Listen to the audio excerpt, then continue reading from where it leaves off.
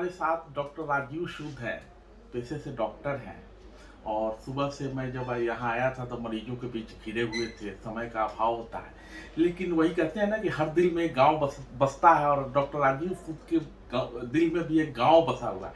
हम उनसे उस गाँव की कहानी के विषय में बात करते हैं। डॉक्टर साहब हमारे साथ हैं। डॉक्टर साहब से समझते हैं कि डॉक्टर साहब का गाँव कौन सा है।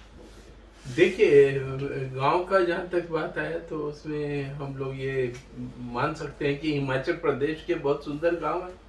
और हमारा गांव जो है हिमाचल प्रदेश में एक ऐसा गांव है जो कि वर्ल्ड हेरिटेज में है। और ये गांव है गरली प्रागपुर ब्लॉक। और प्रागपुर और गरली जो है उसमें जो वहाँ के घर बने हुए हैं वो 300 साल पुराने भी हैं, तो वो यूरोप के स्टाइल में बने हुए हैं। तो आप ये समझ सकते हैं कि हमारे गांव का जो इतिहास है वो एक गांव का इतिहास ना होकर एक माइग्रेशन का इतिहास भी है जी। और ये माइग्रेशन जो हुए हैं ये ऐसा हुआ है कि पिछले कई सौ वर्ष में हम लोग राजस्थान से होते हुए और उसमें उमरकोट भी आ गया, अलवर भी आ गया, और माउंट आबू से अल्टीमेटली जो छोटे छोटे रजवाड़े थे वो वहाँ से कुछ आपस की लड़ाइयाँ और कुछ और भी रीजंस की वजह से माइग्रेशन हुई, जो दोआबा एरिया में पंजाब में और हिमाचल के अंदर ये सारे के सारे जो हमारी कम्युनिटी थी वो चली गई। ये कहा जाता है कि सोडा राजपूत से भी हमारा लिंकेज है। और ये डॉक्टर साहब ये कह रहे हैं कि ये राजीव सूद मतलब सोडा राजपूत, और राजपूतों का राजस्थान के अलग अलग इलाकों से जो अलग अलग क्षेत्रों में माइग्रेशन हुआ था उसी की कथा कर रहे हैं डॉक्टर जी। हाँ, तो जो सोडा राजपूत थे उन्हीं में से एक राजा परमार हुए थे, और उन्हीं का दूसरा जो बेटा था वो सूद था। और वही राजा सूद से जो खानदान के लोग थे वो अल्टीमेटली माइग्रेट होके सरहिंद में आए। और जो सरहिंद है पंजाब का, ये पंजाब का जो सरहिंद है इसका नाम पहले सूदपुर था। और ये जब बंदा बहादुर ने, आपको मालूम है, जब डिस्ट्रॉय किया था इसको पूरा सूदपुर को, तो इसमें आधे जो सूद थे वो उन्होंने अपने गांव बसाए पंजाब में और आधों ने हिमाचल में। और इस तरह से हम लोग हिमाचल पहुंचे। अब आप ये सोचें कि हिमाचल में आके हमारा ये माइग्रेशन या गांव का इतिहास थम गया, ऐसा भी नहीं हुआ। और ये आप अगर इसको देखें तो ये देखा गया है कि वहाँ पे जब प्रागपुर एरिया था, जो प्रागपुर का ब्लॉक पड़ता है हमारे गांव का, वो गरली है, ये 300 साढ़े 300 साल पहले जो यूरोप से जो इनका पूरा बिजनेस था, और ये कम्युनिटी जो कि राजपूत कम्युनिटी थी बाद में ये बिजनेस कम्युनिटी बन गई। और इन लोगों ने अपना पूरा का पूरा जो इनका व्यापार तंत्र था वो पेरिस, आपका यूरोप और उसकी कंट्रीज, और उसके बाद आपका यहाँ पे पहाड़, और वहाँ पे देहरादून, और हर तरफ जो बिजनेस कम्युनिटी बनी, और ये घोड़े खच्चरों के ऊपर जो इन्होंने व्यापार किया। और उसके बाद ब्रिटिशर्स ने सूद कम्युनिटी को अप्रोच किया क्योंकि ये बहुत एंटरप्रेन्योर माने गए थे। और आप देखेंगे हमारे असली गांव जो जिनको हम आज मानते हैं कि हमारा गांव है, वो हिमाचल के गांव हैं। और हिमाचल के अंदर हमारे 52 टोटल सब कास्ट हैं जिन जो अलग अलग गांव से हैं। जी। अब जो आपका मूल गांव जहां अभी से आपकी यादें जुड़ी हुई हैं उसकी चर्चा करते हैं। देखिए, वहाँ की जनरेशन जो हैं उसके बाद शुरू हुई, मैंने जैसा बताया। और 1833 में लगभग ब्रिटिशर्स ने पूरी तरह से मन बना लिया कि शिमला को वो इंडिया की कैपिटल बनाएंगे। और वहाँ पे जो सूद कम्युनिटी थी वो काफ़ी एंटरप्रेन्योर थी, और उनका ध्यान गया सबसे पहले 3 सूद फैमिलीज थी उनकी तरफ, जो गरली प्रागपुर की थी। और उनको ये पूछा गया कि क्या आप हमारा लिए शिमला बनाएंगे। और वो इसलिए कि आज भी आप जाएंगे या आप अपने गूगल सर्च करें या आप जाएं और देखें प्रागपुर और गर्ली उस समय के सूद कम्युनिटी ने क्या किया था, आपको लगेगा यूरोप में आ गई। आपके जो वहाँ के घर हैं, उनका जो आर्किटेक्चर है, उनके जो आपके जो उसके तो बनाने वाले भी वहाँ से वो लेके आए थे। उनके पास इतना धन तो रहा ही होगा, इतने साधन रहे होंगे, और उन्होंने उससे इम्प्रेस होके अपना यूरोप की तरह शिमला बनाने की कोशिश करी। और जब उन्होंने अपने कोट्स दिए, ये माना जाता है, ये हमारे लिटरेचर में है, सूद कम्युनिटी के इतिहास में, कि उन्होंने इतना ज़्यादा उसके लिए पैसा मांगा कि ब्रिटिशर्स ने मना कर दिया। पर जब उन्होंने कोई चारा नहीं मिला तो शिमला को बनाने के लिए वो उनको ले गए। और जब वो गए तो आपको ये देखेंगे आप कि जितने हमारे रिलेटिव्स हैं, जितने हमारे दूर दराज की फैमिलीज हैं, वो धीरे धीरे सबके सब किसी न किसी बिजनेस के साधन के लिए और शिमला में जाकर बस गए, उसको कंस्ट्रक्ट किया, और 80 से 90% जो पूरी प्रॉपर्टी है वो उन्होंने बनाई, पर अपनी रूट्स नहीं छोड़ी, क्योंकि वो प्यार अभी भी हिमाचल के इन्हीं गांवों से करते थे, जो कि हमारे ये गांव थे, इधर हमारे इधर से जुड़े रहने के। इस कारवां का पूरा मकसद ये है कि हर दिल में एक गांव बसता है। और डॉक्टर साहब अभी कह रहे थे कि ब्रिटिशर्स के साथ जुड़े और शिमला बसाई, लेकिन रूट्स नहीं छोड़ी। उन्हीं रूट की तरफ डॉक्टर साहब को मैं लौटा लाया हूँ। और डॉक्टर साहब अपने गांव की चर्चा कर रहे हैं। गांव को केंद्र में रख के उन 3 परिवारों की बात कही। कौन कौन से 3 परिवार की बात आप कर रहे हैं? देखिए, ये तो मैं बहुत पहले, कम से कम 8-9 जनरेशन पहले की बात कर रहा हूँ। और ये एक हमारे परिवार थे जो भागड़, मैं आपको बताऊं 52 सबकास्ट हैं। उनके नाम किसी सबकास्ट का नाम गांव से जुड़ा है, किसी का जठेरी माता से जुड़ा है जो है, किसी का उनका जैसे कोठी वाले थे तो उनको कोठियाले बोल देते थे, जो भागड़े बोल देते थे। हो सकता है वो भागे हो, जंग के मैदान से भागे हो, या एक गांव से दूसरी जगह भागे हो, तो वो परिवार के मुखिया के नाम पे या किसी भी नाम से, पर ज्यादातर जो है वो जठेरी मंदिर के नाम से ये गांव हैं। और उधर आप जाएं तो आप देखेंगे कि आप किसी भी गांव में जाएं, आप पूछें यहाँ का जठेरी माता का मंदिर क्या है, वो आपको एक डायरेक्शन दिखा देंगे। अब जो आपने पूछा कि कौन से सूद थे, ये मैंने आपको बताया कि ये शुरू में तो 3 लोग थे ये, पर बाद में ये मल्टीपल फैमिलीज थी और धीरे धीरे सब जुड़ गए। किसी ने आड़त का व्यापार किया, किसी ने कंस्ट्रक्शन का व्यापार किया, किसी ने मनी लेंडिंग का व्यापार किया। और ये राजपूत कम्युनिटी से नहीं, इसको बिजनेस कम्युनिटी की तरह से माना जाने लगा। हमारे परदादा तो गांव में थे, हिमाचल के कलोहा में।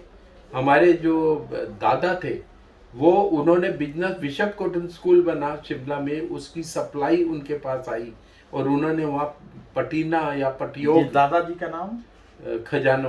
हमारे दादाजी के पिताजी परदादा जो साधुमल थे, वो शिमला गांव बसाया उन्होंने फिर।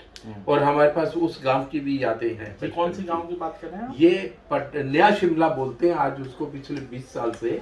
उससे पहले वो खेत हुआ करते थे, और ये इन खेतों में एक दुकान हुआ करती थी, और उस दुकान के अंदर का पूरा राशन जो स्कूल का था, बिशप कॉटन स्कूल का, वो हमारा परिवार दिया करता था। और उनका नाम था साधुमल, और उनके जो पिताजी हमारे दादाजी थे, उनका नाम खजानामल था। और हमारे पिताजी भी वहीं पे बिजनेस करने में आए, और वो उन्होंने वेस्टर्न कमांड ज्वाइन कर ली। पिताजी का नाम परसराम। और जब उन्होंने की और इंडिया का पार्टीशन हो गया, और क्या फिर वेस्टर्न कमांड ज्वाइन, मतलब सेना में चले गए? वो नहीं, पहले ये कंबाइंड थी, ये कमांड्स थी, eastern command, western command, India के अंदर ऐसे हुआ करता था। और वेस्टर्न कमांड जो थी वो 1948 में 3 में डिवाइड हो गई, जैसे एयर हेडक्वार्टर, नेवल हेडक्वार्टर और आर्मी हेडक्वार्टर, और वो सब दिल्ली में शिफ्ट हो गए। तो इस वजह से हम अल्टीमेटली दिल्ली में। पिताजी दिल्ली में शिफ्ट हुए? पिताजी का बचपन सारा शिमला में रहा और कलोहा में रहा, और हम लोग दिल्ली आ गए। हमारे गांव तो आज भी हमारे घर पुराने जो हमारी बचपन की यादों से जुड़े हुए हैं। हमारे जो वहाँ पे कम से कम जो मेरा घर है उसमें हमारी पहले की 8 से 10 जनरेशन पैदा हुई, उसी कौन उसी सी गांव आंगन की बात में। कर रहे हैं डॉक्टर साहब जब आप? मैं बात कर रहा हूँ 5 किलोमीटर, जो मैंने प्रागपुर बोला, जो कि एक हेरिटेज विलेज है। जी। वर्ल्ड यूनेस्को ने उसको इंडिया का पहला हेरिटेज विलेज डिक्लेयर किया, और वहीं पे सूद कम्युनिटी का ज्यादा ओरिजिन था, और आसपास आप समझ सकते हैं कि काफी परिवार थे, और काफी आसपास के गांव बसे। और ये मैं कलोहा गांव की बात कर रहा हूँ। हमारा ये जो गांव था ये इतना सुंदर है कि धौलाधार जो बिल्कुल रेंजेस हैं उनका व्यू दिखता था। ऐसा जमीन के टुकड़े को चूज करके हमारा घर बनाया गया था। जब हम शुरू सुबह उठते थे तो सूरज निकलता था, और पूरी बर्फ की चद्दर जो चोटियों के ऊपर चमकती थी एक स्वर्ण रेखा की तरह। तो उस नज़ारे को आज भी हमारे आंखों के सामने आता है। और ये हमारे पूर्वजों की सूझबूझ थी कि उन्होंने एक ऐसा घर बनाया जैसे कि एक आपने चित्र खींच दिया, रंग की पेंटिंग कर दी हो एक कैनवास के ऊपर। उस जगह से जो अटैचमेंट है उसकी कहानी भी अलग है। हमारे वहाँ पे कुल देवियाँ हैं जी जो कि आपने सुना होगा कि शक्तिपीठ है, जी जिसमें चिंतपूर्णी, ज्वाला जी, कांगड़ा वाली देवी या ब्रजेश्वरी देवी, चामुंडा, ये नैना देवी से नीचे शुरू होते ही सारे शक्तिपीठ हैं। तो ये जो पूरा का पूरा एरिया है इसको हमारे पूर्वज ना उस समय छोड़ने को तैयार थे, ना आज छोड़ने को तैयार हैं, और मन से अटैच्ड हैं वहाँ पे, क्योंकि हर छोटे बड़े फंक्शन के लिए वहीं जाना होता है, और शादी के बाद भी वहीं जाना है, मुंडन भी वहीं होंगे। तो आज भी वही प्रथाएं चल रही हैं। और पर जो साधन है और जैसे माइग्रेशंस हैं गांव से शहरों की तरफ, वो हमारे परिवारों को भी अफेक्ट किया। और हम लोगों की वहाँ ज़मीनें जो हैं वो काफ़ी ज़मीनें, उनको घासनी बोलते हैं, जहाँ पे जानवरों को चराने की जगहें बन गई। और खेती बाड़ी तो 200 साल से 150 साल से होनी बंद हो गई। वहाँ पे बचपन याद है कि हम जिन जगहों पे आम के पेड़ों के बीच में घूमा करते थे, सुबह चद्दर बिछाकर वहाँ आम खाया के चूसते थे, ये ताजे आम जो होंगे उनको खाया जाएगा, और पूरा पूरा दिन वहाँ निकालते थे। तो वो वाली जगहें जो हैं वो आज, मैं अभी आपको बताऊं, मैं पिछले साल गया तो वहाँ के लोगों ने बोला, हमको बचपन याद था, तो उन्होंने बोला वहाँ मत जाइए, वहाँ आप कोई नहीं जाता, और वहाँ काफ़ी सांप मिलेंगे और आप लोगों को खतरा है। तो चीज़ें तो चेंज हो रही हैं, पर हमारे उधर आज का दृश्य देखकर भी जब वापस आते हैं तो दृश्य तो वही बचपन वाले आंखों के सामने आते हैं। डॉक्टर राजीव सूद के जहन में आज भी बचपन का दृश्य है, वो खेत, वो बगीचे, वो दादी का प्यार, और उसी प्यार को और उसी याद, उन्हीं यादों को सहेजने के लिए डॉक्टर सूद बार बार जाते रहते हैं। पिछले साल भी गए थे। आगे की कथा डॉक्टर सूद से सुनते हैं कि बचपन का गांव और आपके गांव में क्या बदलाव आया है। और डॉक्टर सूद की एक खासियत है कि डॉक्टर सूद थोड़ा प्रयोगधर्मी है, दिल्ली में है लेकिन गांव खींचता है, और गांव में भी कुछ करना चाहते हैं, करने के लिए ही बार बार गांव जाते हैं। उसकी चर्चा। तो आपको अब कुल्होया जो गांव है इसके बारे में एक छोटी सी चीज मैं बता दूं कि वहाँ पे एक बावड़ी है जिसमें पानी हमने बचपन में बाल्टियों से और छोटे छोटे बर्तनों में भर के अपने घर तक ले जाते थे, और वो बहुत डिफिकल्ट है। आज भी अगर हम सोचें कि हम कैसे करते थे बच्चे होकर, तो हमने घर वालों को, शायद बड़े लोगों को ऐसा करते हुए देखते थे तो हम भी करते थे। वहाँ ना बिजली थी ना पानी था, और सिर्फ फिर भी हमारा दिल जुड़ा हुआ था कि वहीं रहना है। दादी जो है कच्चे मकान को अपने गोबर की तापियों से उसको पूरा लीपती थी, जमीन को लीपती थी, और उसके ऊपर अपना मीनाकारी करती थी। अपने उस जमाने में हमारी माताजी भी साथ होती थी, ये बहू की तरह वो भी उनके हाथ में हाथ बिठाती थी। और वह आपको एक ताजुब होगा कि वहाँ ज़्यादातर घर अपने हाथों से बनाए गए थे। हमारे पिताजी ने, जो कि यहाँ पे एक बड़े ऑफिसर थे दिल्ली में, और वो भी जाके यादों में खो जाते थे और दिखाते थे कि ये दीवार मैंने और उनके पिताजी, मतलब हमारे दादाजी ने मिल के 2 दिन के अंदर बनाई थी। और वो सारे के सारे घर जो थे वो उनके लिए मजदूर नहीं बुलाए जाते थे, और वहाँ पे जो जो भी डेवलपमेंट थी वो सारी खुद करते थे। पूरा दिन वहाँ पे चहल पहल रहती थी, पर क्योंकि बिजली नहीं थी और शाम होने से पहले खाना खा लेना होता था। दादी चूल्हे पे, पुराने चूल्हे जो होते थे मिट्टी के, वो पहले वो बनाती थी हमारे लिए भी। छोटे छोटे हम 2 महीने के लिए जाएं तो चूल्हे तैयार किए जाते थे और उनके ऊपर हम लोगों को सिखाया जाता था कि कैसे फूंकनी मारनी है, कैसे लकड़ी लानी है और कैसे उसमें रोटी बनती है। तो हम लोगों के लिए वो खेल था, पर उन लोगों की दिनचर्या थी। तो इस तरीके से हम लोगों ने, जब वो दिल्ली आती थी कभी या उनको ले आते थे जबरदस्ती, तो हम अपने घरों में भी उनसे चूल्हे बनवाते थे। उनके लिए मिट्टी ढो के लाते थे और उनको बोलते थे कि ये उसको जो रस्सी है उसको काट के रखते थे कि इसको मिलाइए, इसको लीपिए और इसको बनाइए, और वो बनाती थी। तो ये सारी चीज़ें हमको रूटीन थी। और उस गांव के अंदर एक कहानी है, और जो कि बहुत बड़ी कहानी है, कि उस गांव की जो बॉडी है उसके अंदर उस समय वहाँ भी एक जठेरी मंदिर है, और उस जठेरी मंदिर का ये कहानी है कि वहाँ का जो राजा था वो सूद नहीं था। वो वहाँ का जो राजा था उसने अपनी डॉटर इन लॉ का सेक्रीफाइस किया था पानी आने के लिए, क्योंकि वहाँ सूखा पड़ गया था। और वहाँ के लोक गीतों के अंदर उसको गाया जाता है। तो वो जो लोक गीत आज भी गाते हैं, और उसका जो पानी था, अब वो तो एक किवंती है कि वो पानी सेक्रीफाइस के बाहर निकला था, उसको जिंदा उसमें सेक्रीफाइस किया गया था, दबाया गया था। वो पिलर वगैरह दीवारें आज भी हैं, और उसमें जो पानी आया उसको पीने के काम नहीं लिया जाता आज, उसमें सिर्फ कपड़े धोए जाते हैं। पर ब्रिटिशर्स ने उस पानी को ही 200 साल पहले ट्रांसपोर्ट किया कॉपर की पाइप से, जो आज भी लगी हुई है, और उस पानी को उन्होंने गरली, एक बहुत बड़ा गांव है, वहां तक पहुंचाया। और वो आज भी यहाँ पे एक हैरानी की बात है, वहाँ का अजूबा माना जाता है कि उस जमाने के अंदर पाइप्ड वाटर पहुंचाया गया, और उधर आपको गरली कोट, गरली की हवेलियां, ये सारा कुछ जो बना है, वहाँ पानी सारा का सारा इसी गांव से 5 किलोमीटर दूर ले जाया गया था। अब आपको मैं और एक बात बताऊं कि इस गांव में उस जमाने में एक बहुत छोटा सा स्कूल था जी, और उसके वो प्राइमरी स्कूल था। मतलब आज जब उस जमाने की बात कह रहे हैं, मतलब आप 60 साल पहले, से 60 साल पहले इनके गांव में स्कूल था, उसी स्कूल की चर्चा हम लोग करते हैं जी। हाँ जी, वो प्राइमरी तक का स्कूल था जी, 4वीं 5वीं तक वहाँ पढ़ाई हो सकती थी। और इसीलिए हमारी जो सबसे बड़े भाई बहन थे, उनको उसी स्कूल में डालकर हमारे माता पिता जो हैं वो अपनी नौकरी के सिलसिले में कभी शिमला और कभी दिल्ली रहते थे।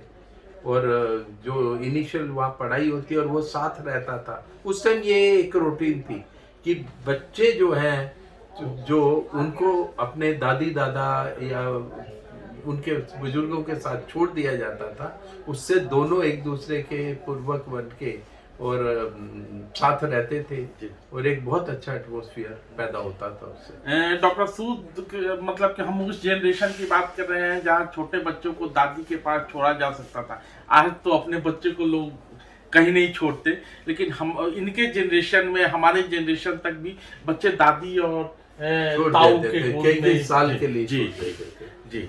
तो इसमें उधर हम जब जाया करते थे जी। और कभी हमने कहीं जाना होता तो कई कई किलोमीटर पहाड़ों पे हम लोग पैदल चलते थे। जी। रात को खाना जो है वो 4-5 बजे बनना शुरू होके और 6 बजे खा लिया जाता था। जी। और रात को वहाँ पे ना पंखा होता था ना लाइट होती थी, पर फिर भी वो जो याद होती थी शुरू का, वो पहाड़ी, थोड़ी छोटी पहाड़ी है वहाँ पे, और उस एटमॉस्फेयर में 3-4 हज़ार मीटर अबव सी लेवल है। गर्मी तो बहुत होती थी, गर्मियों की छुट्टियों में जाते थे, पर हाँ वो दिन बहुत याद आते हैं कि वही दिन अच्छे थे।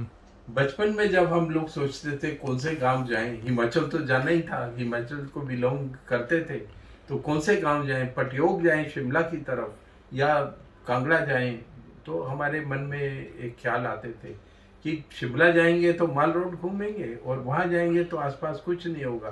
पर आपको बताएं कि जब हम सारी जगह घूमे और जब एक बार अपने गांव में पहुंचे, हिमाचल के जो कांगड़ा जिले के और ऊना जिले के और जो चिंतपूर्णी के आसपास के जो गांव थे, उसके अंदर आप 4-5 दिन बिताने के बाद फिर ऐसा लगता है कि हम यहीं बस जाएं और यहाँ से कहीं नहीं जाएं, क्योंकि वहाँ नेचर ऐसा लगता है कि सचमुच हमको बुलाती है। और हम लोग खेलते थे, खेलने के लिए मैदान थे वो, या वो पहाड़ थे, या फिर वो पोखर थे, वो बावड़ियाँ थी जिनको बौड़ी बोलते हैं, या एक गांव से दूसरे गांव में कितनी देर में पहुंच जाएंगे और कब वापस आ जाएंगे अंधेरा होने से पहले। और घूमना एक जगह से दूसरी जगह तक, मिलना लोगों से, उन लोगों को समझना, वो दिल्ली से जाने के बाद दिल्ली से कंपेयर करना और फिर बोलना कि इधर हम कितने सुखी हैं दिल्ली में, और फिर वहाँ जाके बोलना वो कितने सुखी हैं दिल्ली में। हर जगह की अपनी अपनी दास्तान और अपनी अपनी पूरी की पूरी एक जिंदगी, अलग ही जिंदगी थी। और एक जो डिफरेंस था जो अब कम हो रहा है, उस टाइम वाला जो गांव था, जिसके अंदर दादी थी, जिसके अंदर पड़ोसी थे, जिसके अंदर हम जब एक गांव से दूसरे गांव जाते थे और बारिश हो जाती थी या रास्ता भूल जाते थे, तो अननोन लोग वहाँ पे हम लोगों को अपने घर में रात को सोने के लिए कहते थे और घर वाले ढूंढने नहीं जाते थे कि कहाँ चले गए। और हम लोगों ने ऐसी जगहों पे भी रहे हैं और खाया पिया और अपनी खूब हमारी देखभाल की गई है, जिनको हम शायद जिंदगी में दोबारा कभी मिले भी नहीं। और वो लोग अब भी बसते हैं। अब भी कई बार हम लोग जब वहाँ जाते हैं तो ऐसे ही लोग जब हमारा स्वागत करते हैं तो हमको लगता है कि यह कहीं वही वाले लोग तो नहीं आगे वापस जो उस जमाने में। गांधी जी की जयंती के 150 साल हमने पूरा किया है। पिछले साल गांधी 151 में है और आजादी का अमृत महोत्सव मनाया जा रहा है। 75 साल पूरे हो रहे हैं। गांव कहाँ है? डॉक्टर सूद का गांव कहाँ है? डॉक्टर सूद की सफलता में उस गांव की माटी का भी योगदान है।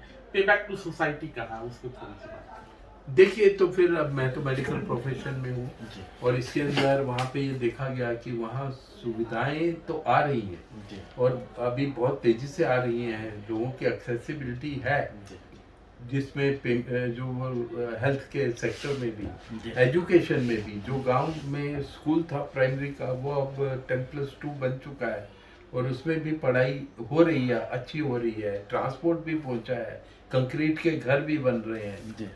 तो ये सब चीज़ें देखते हुए आपकी जो हेल्थ की रिक्वायरमेंट्स है, या आप ये समझें कि बेसिक हेल्थ से ऊपर उठकर थोड़ा जो कि आजकल मॉडर्नाइजेशन की तरफ जा रहे हैं या रिक्वायरमेंट्स हैं, वो क्या वहाँ पहुँच पा रही हैं। और दूसरा है, अगर उनको ये लगता है कि उनको वहाँ बैठकर दिल्ली आना होगा तो क्यों ना हम लोग, जो काफ़ी लोग वहाँ से माइग्रेट हो चुके हैं एक तरह से, वो लोग वापस जाके हम कंट्रीब्यूट क्यों नहीं कर सकते वहाँ पे।